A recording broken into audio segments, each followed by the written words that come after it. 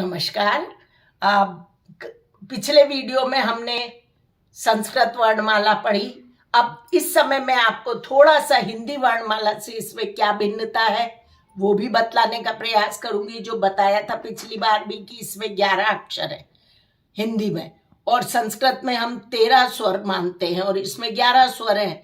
तो अंतर क्या है कि अंग अ को भी लोग बाग हिंदी में लिख देते हैं अंग अ, और क्षत्रज्ञ भी लिख देते हैं जो कि संयुक्त स्वर है।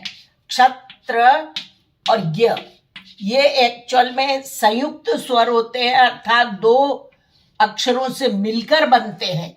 इसलिए इसे भी हम हिंदी वर्णमाला में, संस्कृत वर्णमाला में शामिल नहीं करते हैं। और जैसे किसी भी शब्द के ऊपर बिंदी लगी होती है तो उसको हम म पढ़ेंगे, और जैसे रामम तो शब्द के अंत में अगर बिंदी होती है तो इसको संस्कृत में अनुस्वार कहा जाता है और उसका उच्चारण म होता है। लेकिन हाँ, यदि बीच में कहीं आ जाता है ये तो फिर उसे हम न के रूप में पढ़ेंगे, और जैसे संसार तो इसमें न के रूप में पढ़ेंगे।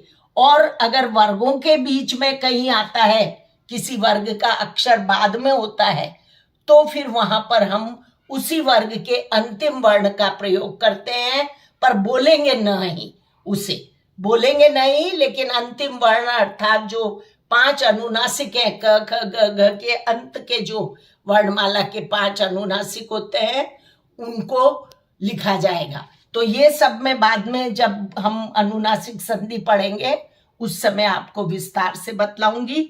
अभी जब दो बिंदी होती है किसी अक्षर के पीछे तो उसे विसर्ग कहा जाता है, और विसर्ग का उच्चारण ह के रूप में संस्कृत में किया जाता है।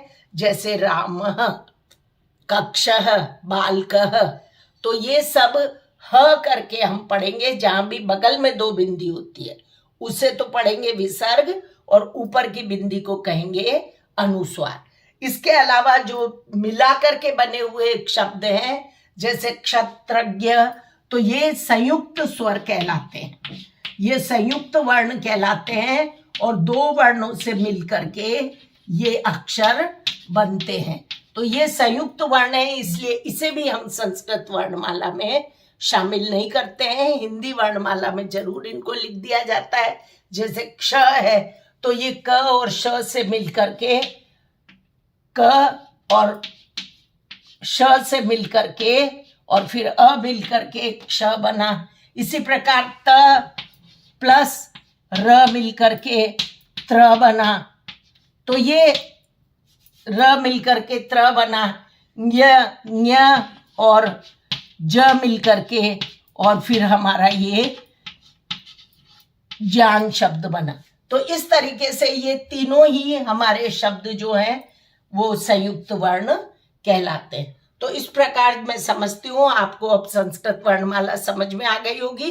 अब हम जब पाणिनि व्याकरण शुरू करते हैं तो उसमें माहेश्वर सूत्र के रूप में 14 पंक्तियों के अंदर इसी संस्कृत वर्णमाला को समाविष्ट किया है पाणिनि महोदय ने।